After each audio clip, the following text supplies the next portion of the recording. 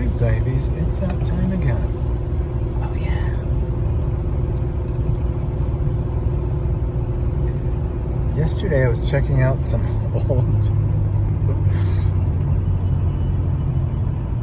old recordings of a TV show I used to have for about 14 years, I guess.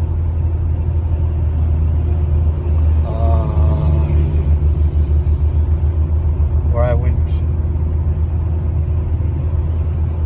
take phone calls from people so that we could see what is working for people in their lives.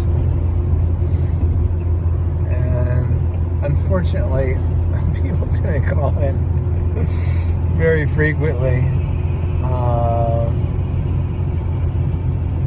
I did have this one guy who used to always call in and he would sing a song. And that was sweet. But what I was noticing with it was like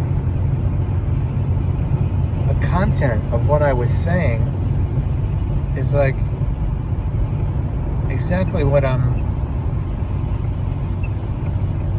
hearing the Lord say lately.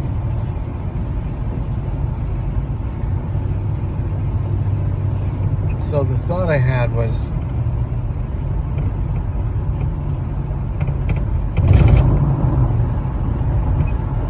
it's kind of like the verse in the Bible where it says His mercies are new every morning.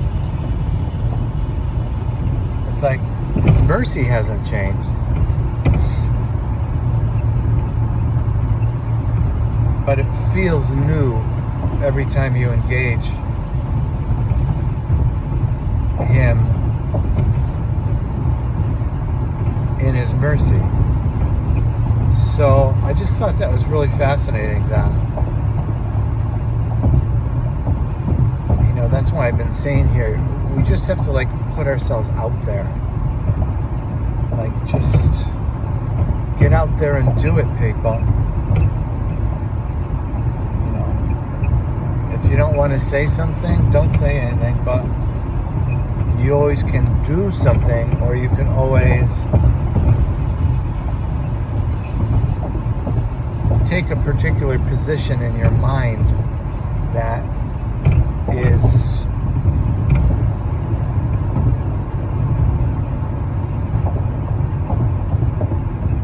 setting up safe space for other people to take risks and learn.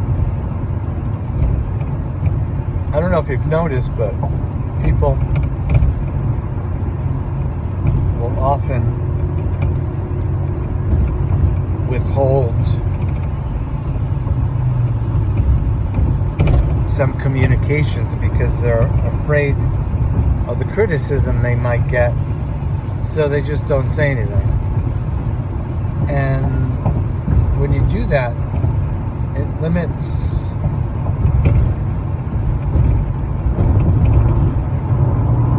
the opportunities for others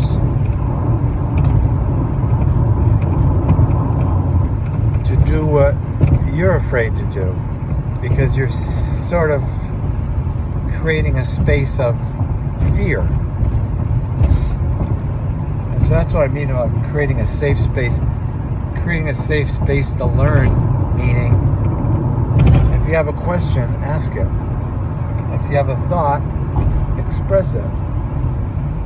Now, of course, you want to, edit yourself. You don't want to be a complete maniac. But it's useful to engage people in new exchanges so that people can grow and they can add to their sort of storehouse of foundational principles to live by. Oh yeah, baby.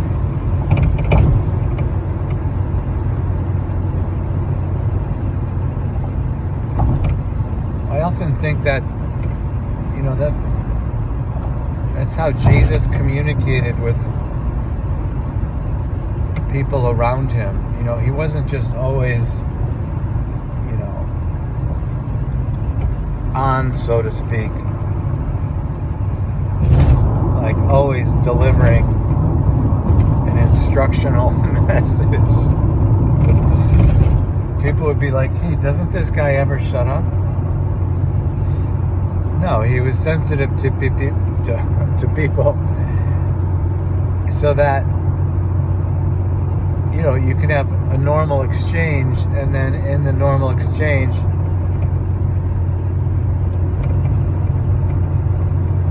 kind of toss in something that will help the other consider something new.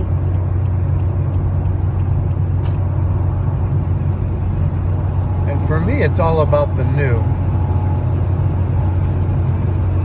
That's why I get really tired of some of the Bible, especially the stories and verses that are just steeped in vengeance and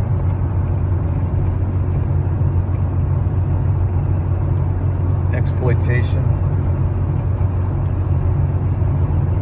So when we look to God, we're looking for something new. But that something new might just be a small thing of building on what's already been established. So I don't know about you, but I've seen myself get into trouble where I'm so wanting something new that I'm neglecting my recent discoveries and not building on them. And I recognize that when I do that, it's kind of a thankless gesture, and you kind of see yourself in sort of this insatiable desire for revelation, when the best revelation you could have is fine-tuning what you've already received. Oh yeah, baby.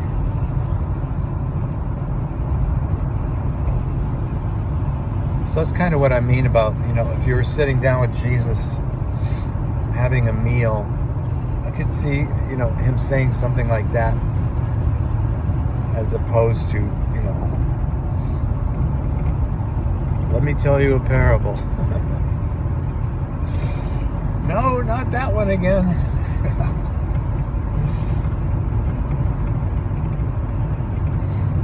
Yes, that one again. Until you get it right, I'm going to keep teaching it.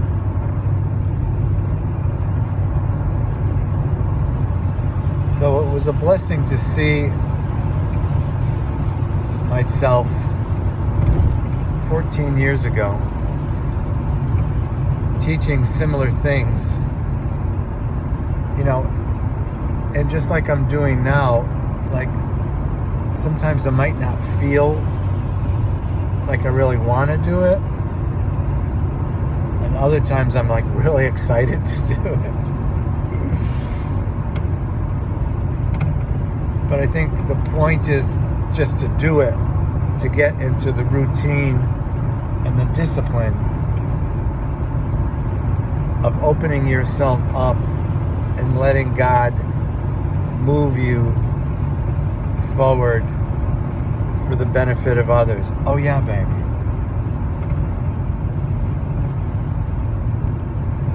So like I said, it could be in a kind word, a kind gesture, or it could be in just an openness to new discoveries and withholding judgment, especially in areas that